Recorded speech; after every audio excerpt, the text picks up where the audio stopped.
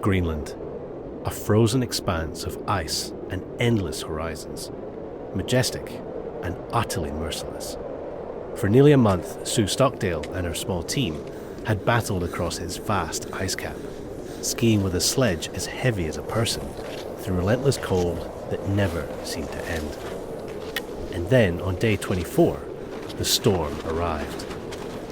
With it came a savage wind, tearing down from the high point of the ice cap, and so powerful it literally ripped the air from their lungs. You know when you dive into a pool and you hold your breath? It was rather like that, just diving outside into this dreadful environment, holding my breath and then breathing when I get into the other tent. And now you think, oh my goodness, what happens if this tent collapses? There is going to be no way we can survive out in that weather. For 36 hours, their survival wasn't so much a physical battle, but a mental one. And when the storm finally passed, Sue carried with her a lesson that would shape the rest of her life. I think I discovered depths of resilience that I didn't know I had. 1, 2, 3, 4. Hello and welcome to another episode of No Ordinary Monday. Thank you so much for joining us. I am your host, Chris Barron, and each week I sit down with a guest whose job is far from ordinary. We explore how they got there, what it's really like behind the scenes, and then I ask them to relive the single most unforgettable experience of their career. Now, if you're enjoying the show, please make sure to follow or subscribe, and that way you won't miss out on any of the incredible guests we have coming up.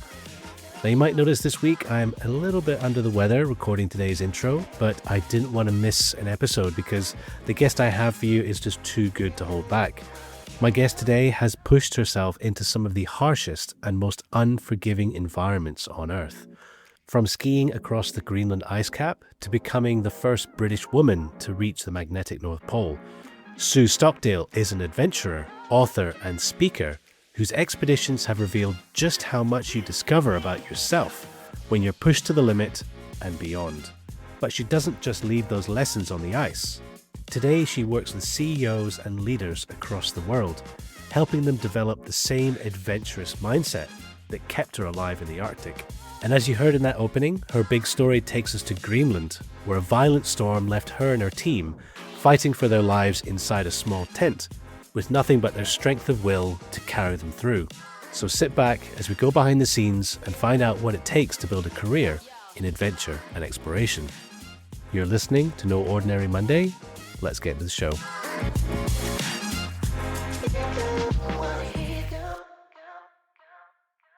All right. Sue Stockdale, welcome to the podcast. How are you doing today? I'm great, Chris. Lovely to speak to you. It's always lovely to have another fellow Scot on the end of the line, I have to say. That great Edinburgh accent, it sort of takes me back to my childhood. Yes, there's a kind of Scottish lilt, isn't there, between you and I guess. Yeah, well, yours is much stronger than mine, as mine's been diluted over the years, but you've managed to retain yours, which is fabulous. So the other thing that I think is really interesting is looking into you, is that you actually dipped a toe into kind of my career a little bit, in the sense of the TV world, with a couple of things. But the one that stood out to me was one on Channel 4 called Superhumans. And the reason is because I actually made a show called Superhumans as one of my first ever TV projects. And it sounds, ironically, I was like, oh my God, it's the same thing. But I was like, no, I didn't work with Sue back then. I would have recognized it. But I did one for the BBC way back in Scotland. So, but yeah, so just tell me a little bit about how that all came about. Yeah, that was a fantastic program. I was invited to participate in it. It was 10 of us to, in so-called terms of the television, to see who is the most superhuman person. Really, it was to make science more appealing to the general public. And we were taking through 12 different tests. So imagine yourself turning up at a venue on a given day and taken into a room and then told, okay, you're going to stand on a 150-foot platform. Your ankles tied up on a bungee cord, potentially doing a bungee jump, and you've got to keep your heart rate as low as possible. Oh, and by the way, you're competing against somebody else.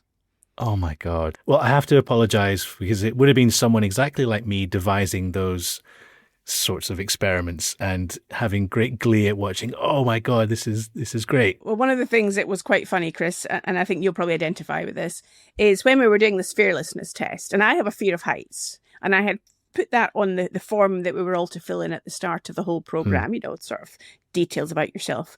And they asked the question, what's your greatest fear? Well, I am always honest when I fill in forms, so I put heights.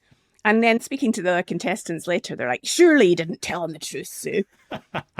So there I was pitched against, in this fearlessness test, 150 feet off the ground. I was pitched against a firefighter.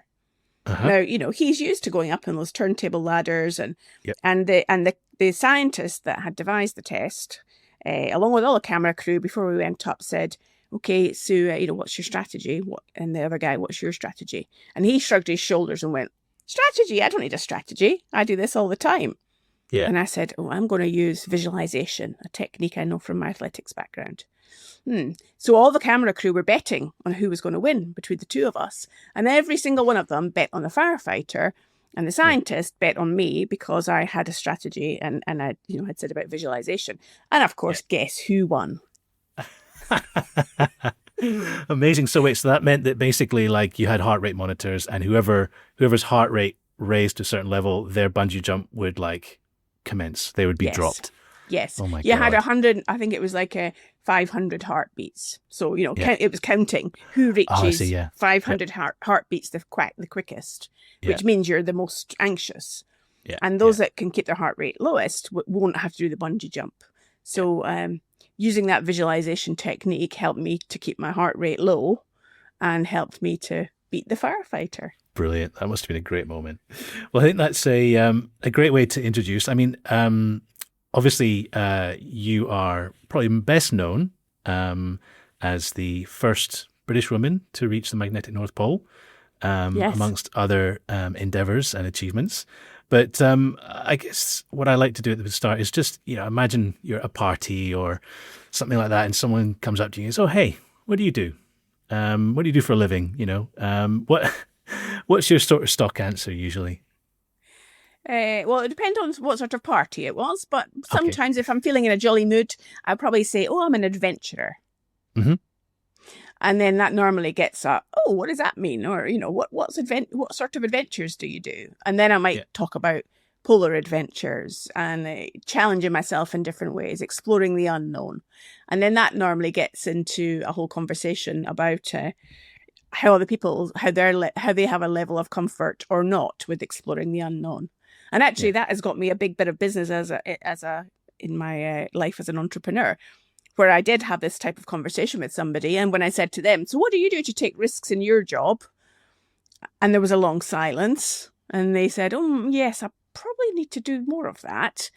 And then about a week later, after we'd swapped business cards, they contacted me, and I ended up doing a big piece of work for their organization to do with helping them to be more, be better leaders. But that came as a result of that kind of introduction at a party. So it's sometimes a good opener. Yeah, it's a great opener. I mean, it's interesting because when people hear, polar explorer or adventurer or something like that, they might think, "Oh, isn't that just it's like an outdoor hobby or like some sort of thing like that?" Like, but at what point, like, has it become a career for you, like to become an adventurer or polar explorer? Because there has to be that distinction between something that people just do outside of it. It could be a lawyer or something that goes and does polar stuff, but this is your career. Mm. Yeah, I guess it took a turn towards being a career, Chris, but when I was in my late 20s, and I was working in a corporate organization doing that kind of job that, many people do these days, corporate training and development, getting a nice salary, pension scheme, company car, so on, the whole thing. And I just found I wasn't fulfilled. It wasn't, there was something missing. And so I left that job. I got an opportunity. I saw an advert in the newspaper, and I ended up going to work for a year in a war zone with the United Nations. Now, this was a quality assurance job, so it was there to help the civilian workforce improve their efficiency, that were supporting the military as well. But it was that was like an adventure for me, and that's why I took the job in the end. I said to myself, logic says on paper, this doesn't make sense at all. Why would you leave all of this kind of familiarity to go into the unknown? And then I used my gut feel and my intuition, and it said, this is just the thing to do. So you want an adventure, here's an adventure. A lot of people could find that difficult, you know, to sort of go, it doesn't make sense to do this thing that's really risky. Why, at what point do you think you kind of learn to trust that gut instinct and follow it? Ooh, great question, Chris. Fairly early on. Well, I'll give you a bit of the backstory that probably led also to this thinking about being adventuresome. Sadly, when I was 14 years old, my mum died suddenly. She was in her early 50s. And, you know, in most, one doesn't expect to pass away at that kind of age. And so I think as a young girl, I got into my thinking, well, A, life could be short, and B, therefore, if that could be a reality for any of us, surely we need to make the most of the time we're here on Earth. And so there was something about maximizing, I didn't call it this when I was 14, but maximizing one's potential, exploring what one's capable of.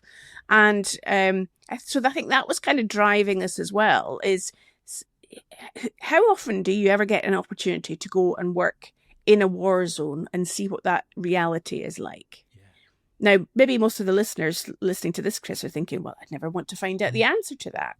But if you put on that backdrop of what I just explained about, you know, life could be short, so take those opportunities, then I think that is quite a pivotal point to then drive towards that. And I think then having done a year there, having survived, having learned a lot and realized the reality of what that was like, that gave me a huge amount of confidence. Because if I can do that and it works out, then what else can I do? Brilliant.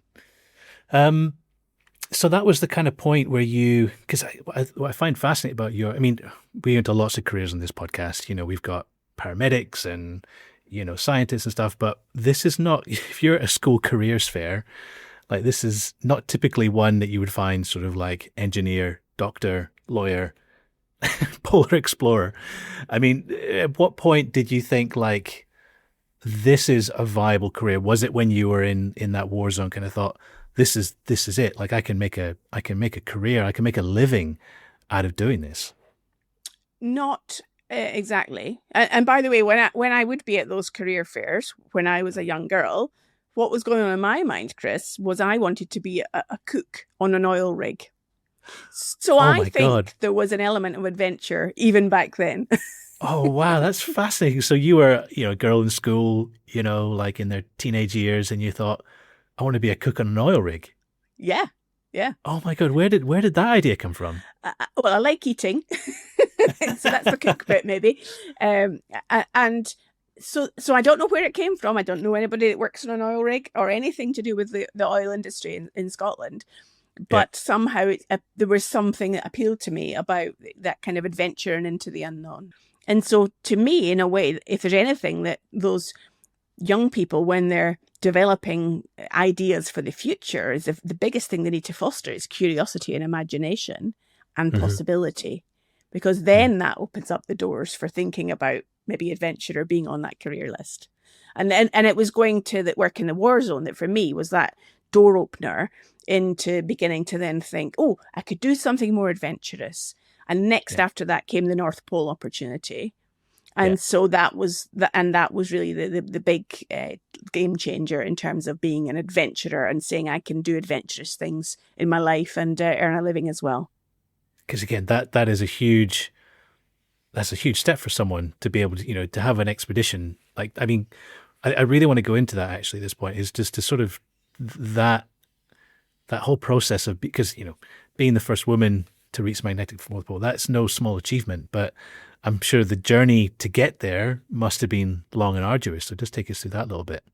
Yeah, well, I saw this advert in the newspaper. So I'm a great advocate of reading newspapers. Yeah, and seeing things. Absolutely. I saw this advert in the newspaper and it said, wanted 10 novice Arctic explorers.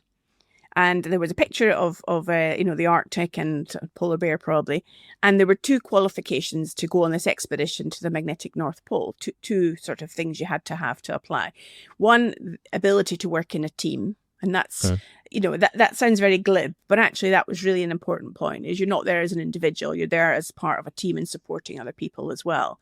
And then the second was the ability to raise £15,000, $25,000, to pay for your place. Now, I had no idea how to raise that amount of money. I probably could have bought a house if I'd had that amount of money back in the mid-90s. Yeah. But I had a mindset, and I said to myself, if it's meant to be, I'll find a way. So I just said that. I just said, and what's the worst that can happen if I send off for details? Nothing. So I sent off for the information, and then a brochure arrived back in the post, and it was all glossy pictures of men. And on the front of the brochure, it said, "Are you man enough for the ultimate challenge?" This is the 90s, by the way, just to remind everybody. Yes. So maybe that wouldn't appear today, but nonetheless, isn't it sometimes we're as driven by a "I'll prove you wrong" motivation as a "let's see what's possible." And I thought, how dare they think men can only go on this expedition?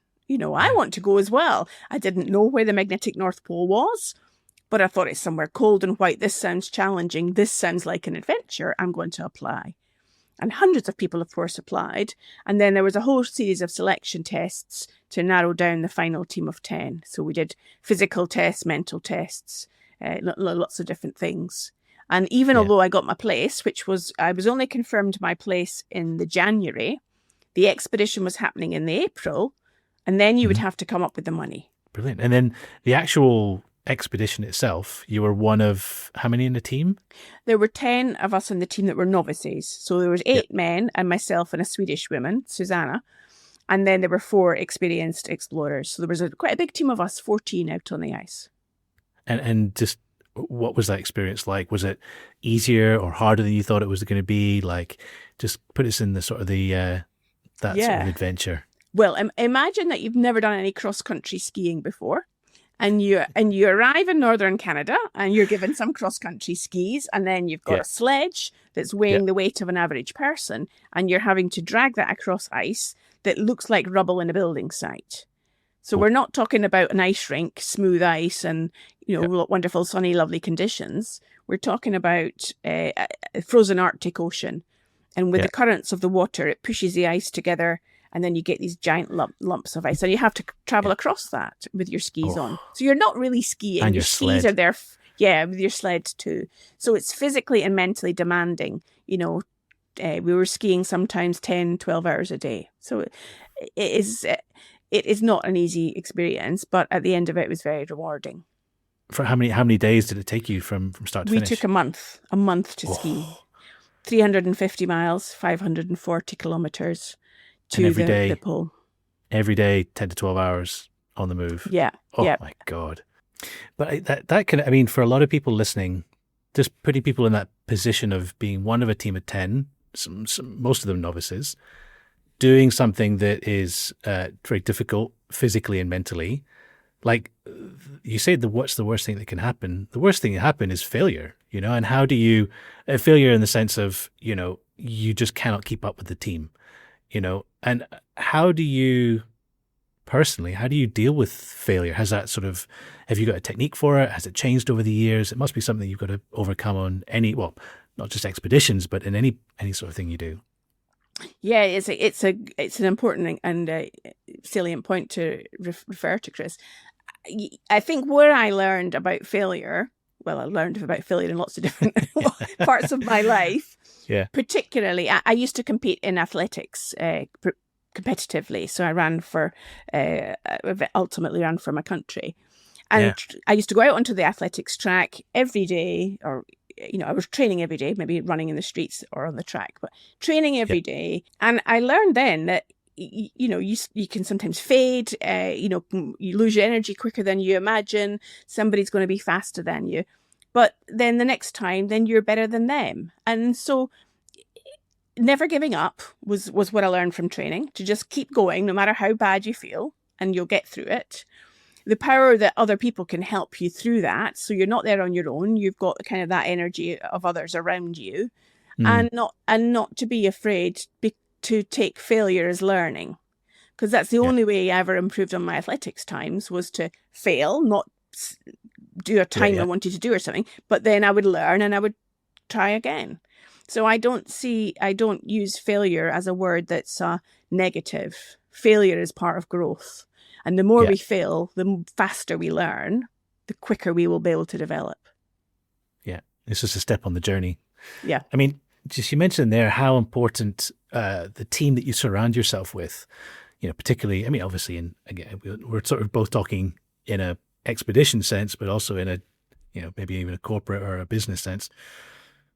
But talking about how much energy you can derive from others, do you think you would have been able to do that expedition solo? No. Given the skills that put the skills aside, like you needed the team, did you? You couldn't do that alone. Well, I was quick to say no.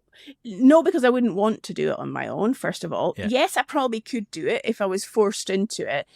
But the number one thing would be, what's the compelling enough reason to want to do it?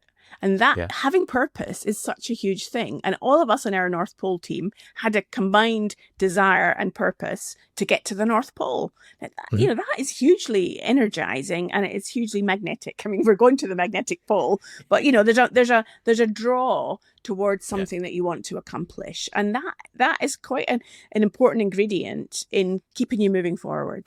There's something I've always wondered about these kind of trips, big expeditions, going to the North Pole or transecting the Sahara or whatever it might be. You talk about purpose. I mean, was there a particular goal in mind for that expedition, or was it just someone that said, I have this dream, I'm going to put together a team and we're going to do it. There's no particular reason we're going to do it. We're just going to do it because it's a challenging thing to do. Well, there were a couple of reasons, Chris. One is it was part of what you've just described. Yes. Now, today, you can pretty much go anywhere in the world and put down money and you'll have somebody that can guide you and take you there. That is the world of adventure that we live in today. 30 odd years ago, that didn't exist. The only people that were exploring were people who were kind of professional explorers at the time, or that is what they were doing. It wasn't the norm for, let's call it, a novice, an ordinary person, to go into an extreme environment. And so David Hempelman Adams, our expedition leader, said, I wonder if that's possible, to take people who haven't got all of this experience and background in adventure and mountaineering and so on, to take them on an expedition. So that was kind of his curiosity, then advertising for the team. But, along with that, then we were doing collecting scientific data for the University of Ottawa to track the location of the pole. So that was an additional purpose, but it wasn't the reason for the expedition. The main reason, yeah. And obviously, once we were successful, it was like, oh yes, well, we can do this. And if you look back in the history records after our expedition, a lot of other expeditions followed on, where it was groups of all women or lots of different other kind of groups of novices began to do expeditions. But we were the kind of pioneers in that, going to the North Pole. Brilliant. Yeah. I mean, in this sort of middle part of the chat, I always love guests to sort of share the most, standout experience of their entire career, whether it's the most unforgettable, the scariest, the most death-defying. I wonder whether you could take us through. I know you've done so much and there's lots of things to choose from, but what is it for you, would you say? Well, if we think about risk-taking, and that's what adventuring is all about, Chris, the ultimate risk that one takes is with one's life. And so for me, the closest I've come to death is probably the most memorable, for the wrong reasons, experience. Yeah. And this was back in 1999. I was on an expedition with 3 others, skiing across the Greenland ice cap. Now, that's the toughest expedition I've done out of all the ones I've done over the years, because the terrain is, we were skiing 2/3 uphill from sea level to 8,000 feet and back down again over the course of a month. And also that dragging really heavy sledges, were completely self-sufficient, and the temperatures were really cold. So put all of those factors together, it's physically, emotionally demanding. A small team, you're really just reliant on one another. And were you leading this team? No, there wasn't really a leader. We were all kind of, it was almost like a collective. One Yep. person had the idea to organize it. Yep. We all got involved, and we all had varying levels of knowledge and experience and skills. So there was quite a distributed leadership amongst the team. So we'd been in this expedition now for 24 days. So, we knew each other pretty well by this point. We're pretty But did you at the exhausted. start, were you pretty new to each other on day one, or did you kind of have you kind of familiarize yourself with each other beforehand? We were probably pretty new to each other. I knew the German guy who organized it. I had spoken to him a couple of times. I'd met him with some friends of mine in a bar in Chile 2 years earlier, and that's a whole other story about even just that kind of serendipitous meeting when you hear a non-Spanish voice having a conversation. So he was kind of an acquaintance, a contact, knew I did polar expeditions, had invited me on the team and said, I've got a couple of Norwegians as well that are coming along. So the four of us on the team, I didn't know the Norwegians, and I barely knew the German guy that was organizing it. Wow. But I knew of his experience in expeditions, and he'd been very successful. So there's a bit of that kind of track record and credibility. We didn't know each other well at the start, but obviously after 24 days, we're knowing each other a lot better. And this particular day, I think we'd skied 40 kilometers. So what's that? About 24 miles, something like that. Yeah. In temperatures minus 20 Celsius, something like that. Yeah. The relentless wind in your face very often, the extreme cold. It's physically and mentally demanding, and just sapping all your capability to make decisions, to think clearly. And by the end of this day, we every day up until that point, we had built a snow wall. So it's a bit like a windbreak, blocks of snow and ice. Imagine like half an igloo. You build that to have some sort of protection when you pitch your tent, knowing that if the wind gets stronger, you've got some protection there. Now, we have done this for 24 days, and there's never been any strong wind in the evening. Yeah. And just to clarify, were you building one tent for the four of you, or individual tents? There were two tents, so two-person tents. Yeah. So we had to build two snow walls and pitch our two tents. And every day we would sort of share with somebody else. So we never just shared with the same person all the time. We used to switch around to sort of avoid cliques happening. So we were exhausted on this given day. I'm sure that I know we half-heartedly built that snow wall, just thinking, oh, well, we've done this every other day. I can't wait to get in that tent. I'm so tired. When you do something with not a lot of energy and commitment. Yeah. And so we dived into the tents, and the Norwegian and myself, the women, we were in one tent. The guys were in the other. That time they were doing the cooking, and we would normally all meet in one tent and eat together. And we're lying in our sleeping bags, exhausted, and we're waiting for them to shout for us to go through and eat food. And it's much, much longer than normal. We're like, where is it? Why aren't they telling us? But meanwhile, we're hearing this noise getting stronger and stronger outside, the noise of the wind. And they were calling to us, in fact, but we couldn't hear them. And eventually then one of them comes to the end of our tent, unzips the door, sticks his head in and says, come and get your food and bring your sleeping bags. And we're thinking, what's he going on about? So in those few steps between one tent and the next, the strength of the wind outside, imagine really strong wind, horrendous, not quite hurricane levels, but, really strong wind. I felt it was like diving into a swimming pool. When you dive into a pool and you hold your breath under the water and then you wait until you come up and you can breathe again. It was rather like that, just diving outside into this dreadful environment, holding my breath and then breathing when I get into the other tent. Oh, phew, I'm out that wind. It's horrendous. But now I'm thinking, well, hang on a minute. This is the wrong way around, isn't it? That we should be able to breathe outside. And what's going to happen if this wind gets stronger? Our snow wall will probably collapse and our tent might blow away. So this is what was going through my mind. And we all get in the tent together and then start to say, this must be a storm.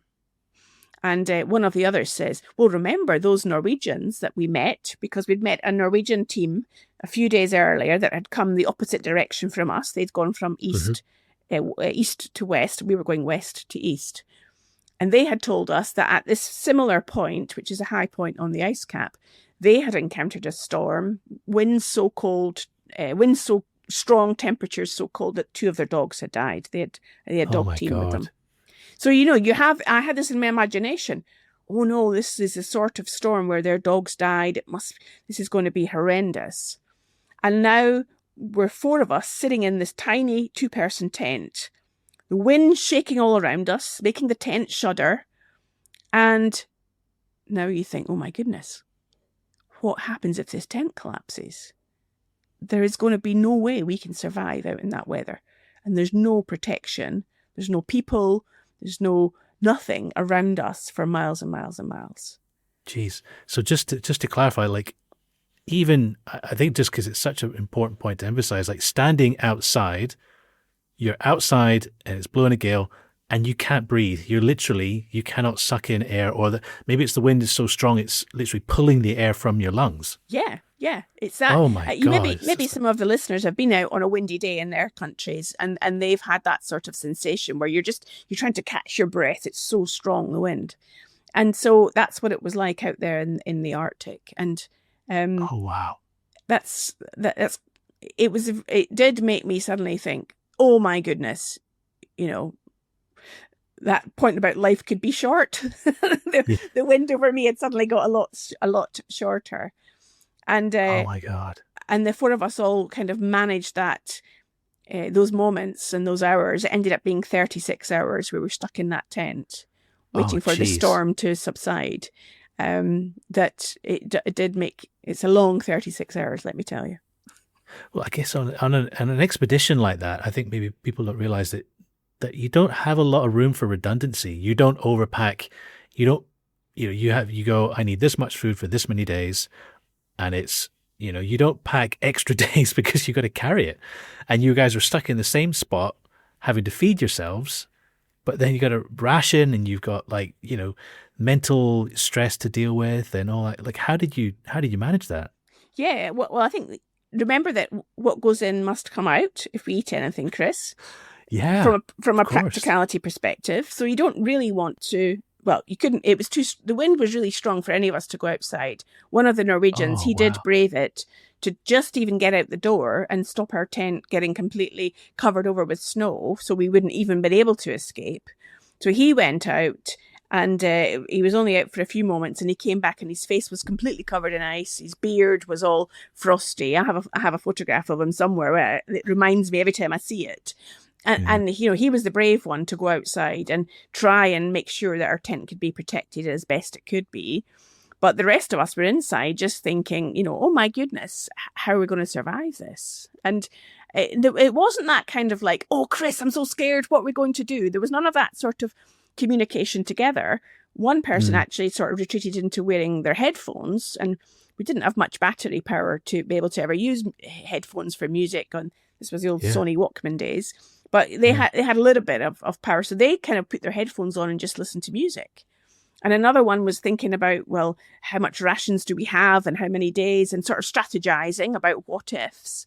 Of course, the other Norwegian was going out to worry about the tent. And I was just always thinking about, what will we get to eat when we survive this? Because that's the thing. That's the thing that always keeps me happy is, looking forward to some next tasty meal. The next meal. Oh my God. So I mean, just to touch on that, as you said, 36 hours is a long time to hold one's bodily functions. Is that what you guys did, or did you have to take a big breath of air and then try and go outside quickly because you got layers and layers of clothes on? Or did you sit in the corner and try and relieve yourself in a water bottle? Because I've been on expeditions before where the toilet situation is obviously very important. We're nowhere near a functioning toilet, so you've got to manage those things suitably. But what do you guys end up doing? Yes, well, again, reality, it's somewhat different for men and women. Men can release themselves into a bottle or something like that a little bit more easily than a woman can. Yeah. in a tent, there's two ends to the tent, obviously, and there was the one side that we would always use as our exit in and out if we did go out. But on the other end, so the non-entrance end, you still have the kind of space between the fly sheet outer and the inner, and that would be the effectively our toilet space. But it's like having a thin curtain between you and three other people. I mean, there is no privacy really, and I think we hardly even ate anything. It was more about just having hot drinks occasionally to keep us warm. But if you eat something, you're eating into those rations that you talked about, and you still have to ski the same distance afterwards. So you don't really want to eat much food at all. So it's a bit of a tough existence, lying there in your sleeping bag. Now it's not even dark; it's 24-hour daylight. So you're just lying in the light. That's the time where your imagination can run riot. You can catastrophize. It's so important to keep one's mind focused on the possible, the things that are working, the things that we can do, as opposed to, well, what if this and what if that, and, I'm going to die here. Because that's not a road I want to think about in those sorts of situations. It's about being really practical. It's really amazing how you describe everyone's different reaction to being in that situation. You've got one who's going, great, we've got this many rations for this many days. You've got the other guy outside trying to be physical, solving the problem. You've got one who's just burying their head in the sand, potentially, with the music. And you've got you that's kind of going, trying to, again, visualization, trying to sort of project, useful thoughts that keep you going. But I guess of all of those situations, I guess everyone's got a slightly different way of handling it. And I guess, how do you know how it's going to be for you when you get to that kind of point? How do you manage that? I didn't know. Yeah. And I think I discovered depths of resilience that I didn't know I had, even in that moment of doing nothing effectively. And there is, I am quite an activist, as you probably have worked out already from the things we've been talking about so far, Chris. I do like doing things, but sometimes you can't do your way out of a situation. You can't just act, because acting is not what's required. And in that particular situation, out there on the ice, out there in the cold temperatures, the acting that you're doing is managing your mind. You're doing on the inside, not on the outside, and that probably again reinforces to me so much that's why I spend a lot of time these days in my job helping other people to develop that adventurous mindset. And it's exactly to those points that if they're a leader in a business, if they're an entrepreneur, whatever they're doing, is that, are they aware of what their mind is telling them, and how are they in control of their mind, or is their mind in control of them? And that's what I had to take control of in that tent. Is I'm not going to do anything else. I'm just going to take control of my mind and focus on the thoughts that are going to be serving me here. And I learned that in the moment. I think there was no training for that beforehand. That's amazing, because I guess that's what you took from that experience. It's kind of the one thing that's, sort of allowed you to progress as a human, or whatever you want to call it. It's amazing. I'm kind of curious, is there, because I've had this on similar expeditions before as well, is there a single visual image, maybe it's a smell, maybe it's a sound, what really is something that really sort of stands out as something seared into your memory from that 36 hours? It's the visual picture of the Norwegian coming back in from outside, and and completely ice on his face, ice on his beard, ice on his eyebrows, but still a smile on his face. Oh, brilliant! And he was only out there for what, a few minutes, not even 5 minutes, Oh man, that's tough. I can't believe that. Oh, amazing. Brill. So, I mean, I said all the experience, including that one, you're talking about, and I think you've touched on it there, is that all of these expeditions that you do, the experiences that you undertake, they're all designed to push yourself, push your team members beyond what you think you're capable of. And again, we kind of just found it there in one example, but you found resilience in one thing. But why is it always important that we're pushing ourselves beyond that sort of comfort line? What are we finding on the other side of that line? We're finding what it means to be alive, in my view. I think if we reflect back to, I was going to say prehistoric days, but early human beings, that's what we've had to do to survive. I was reading a really interesting book recently, The Explorer's Gene, and that's what the premise of that book is, that as human beings, we are built to explore. And the contrast that the author makes in that book is explore and exploit. So we have to get over the hump, so to speak, get up to the top of the hill, get over the inertia to make progress. And then once we've found a place, once we've developed something new, we are in a position to exploit.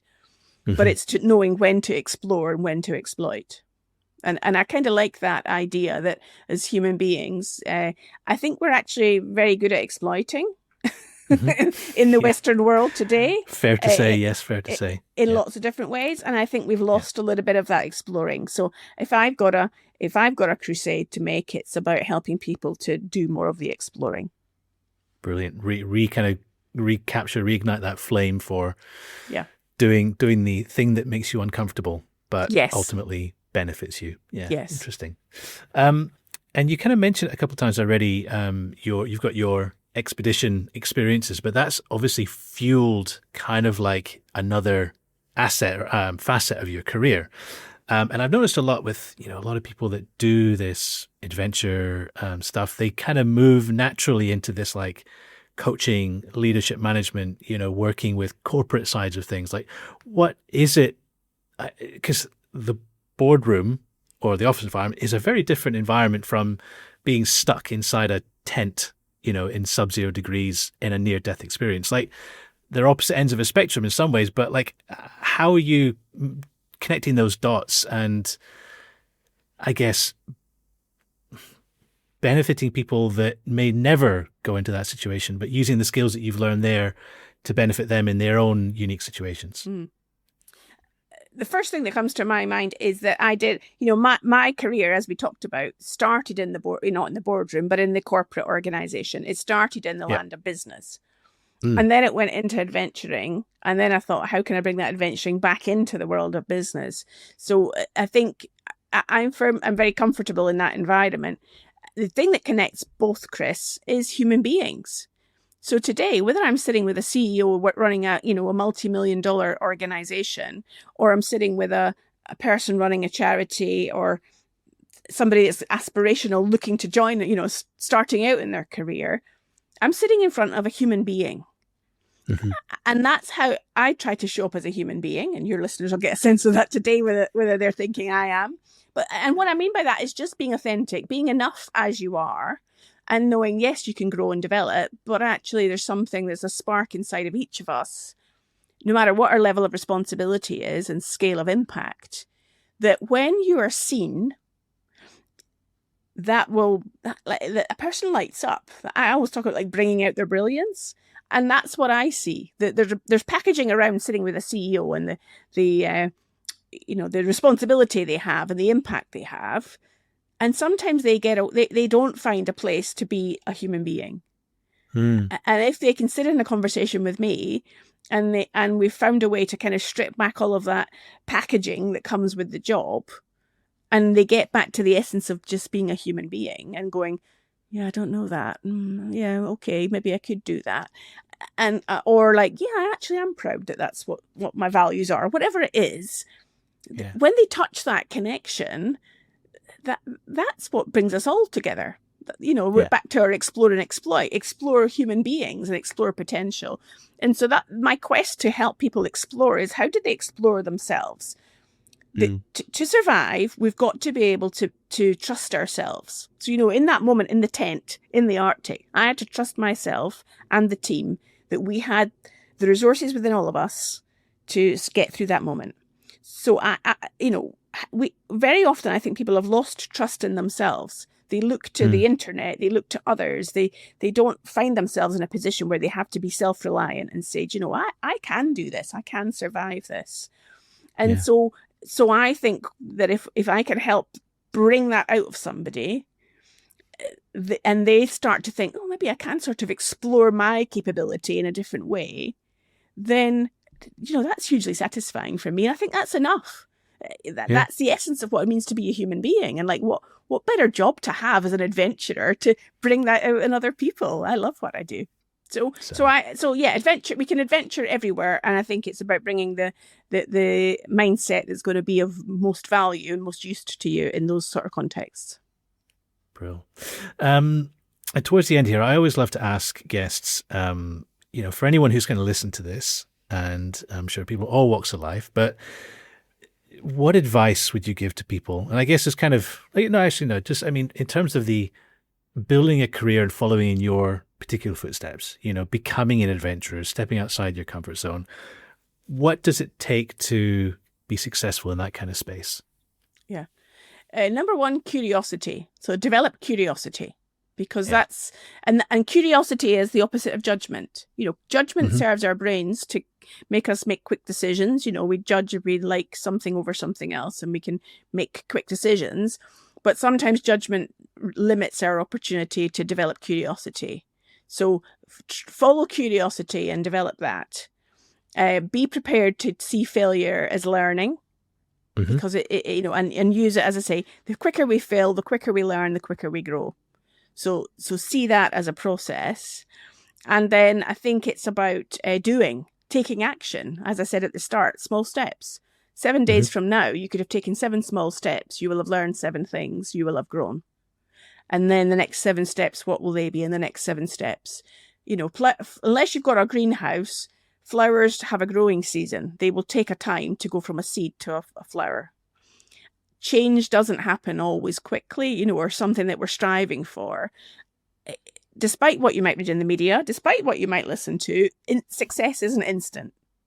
Yeah. And so just not understanding that you're playing the long game. I was speaking to a friend of mine the other day who said, I can't believe you got 150 podcast episodes, Sue. He said, that's testament to keeping on. He said, I could never do that. I said, well, yeah, you could if you want to. And so that's the thing. It takes time. And so those are just some of the lessons that I think can be applied to any career or decision or activity that people want to try. I think it's good advice, but it's really, it's so difficult to follow sometimes, and particularly for young kids in this day and age. You've got instant gratification. You've got an environment, a digital environment, a cyber environment that moves at 1 million miles a second. Is there, any techniques that you've kind of given to people about how do you actually just slow down and go, it's okay, this takes time. I can't rush this. Be patient. Well, as you're saying that, Chris, the question that's going through my mind is rushing to what end?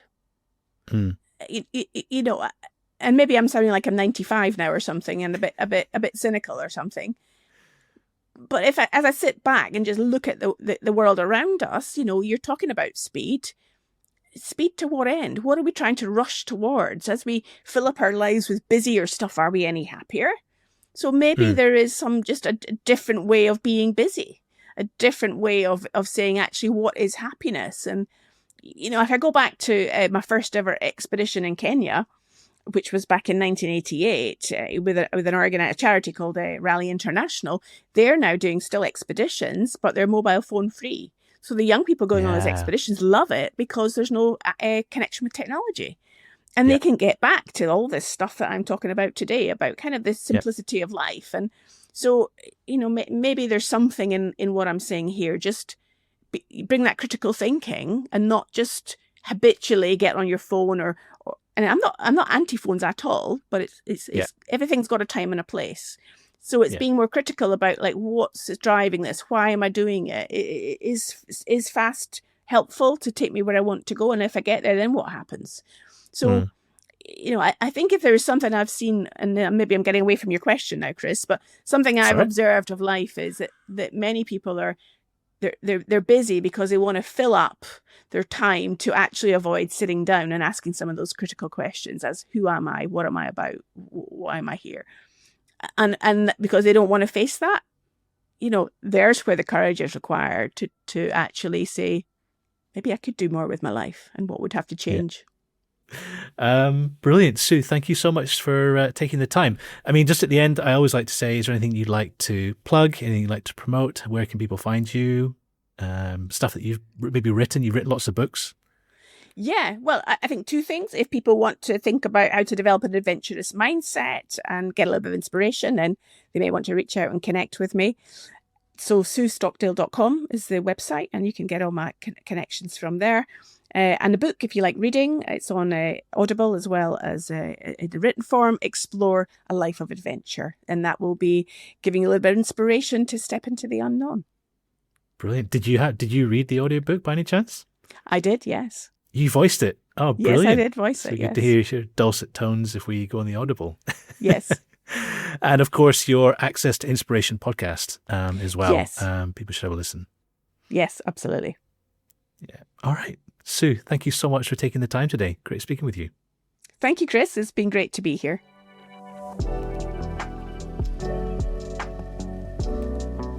And that is it for this week's episode. A huge thanks to Sue for sharing her extraordinary stories. And of course, a big thanks to you all for listening as well. Sue has kindly shared the photos from that infamous Greenland expedition, including the one with the guy with the frozen face, which is really crazy. It's not just his beard, it also looks like his skin might be frozen as well. If you want to check those out, they are on the website. So go to noordinarymonday.com and look for the episode page. You'll also find stuff on our socials. We are on Instagram, LinkedIn, Facebook, and a bunch of others as well. Next week, we are leaving the Arctic behind and heading to California. My guest is Christy Warren, a paramedic and firefighter who spent 25 years saving people and racing into burning buildings. But later she found herself facing an even tougher battle with PTSD. Her story of struggle and recovery is incredibly raw, powerful, and just really, really inspiring. So subscribe now so you won't miss out on that episode.